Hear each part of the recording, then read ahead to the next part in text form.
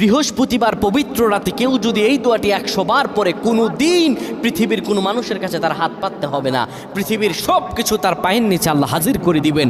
দারিদ্রতা থেকে মুক্তি দান করবেন, বিপদ আপদ থেকে মুক্তি দান করবেন, তার সম্মানকে সুউচ্চতা দান করবেন, অসুস্থতা থেকে দূরে রাখবেন।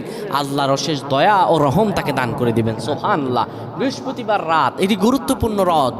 এই রাত সপ্তাহে একদিন আসে। আরবিতে রাত আগে আসে, দিন পরে আসে। সুতরাং বৃহস্পতিবারের যে দিন গিয়ে রাত, এটি বৃহস্পতিবার রাত নয়, এটি শুক্রবারের রাত, এটি জুমাবারের রাত, এটি দোয়া কবুলের রাত, আল্লাহর কাছাকাছি হওয়ার রাত। সুবহানাল্লাহ। এই বৃহস্পতিবার রাত আল্লাহ তাআলা বান্দার দোয়া কবুল করেন।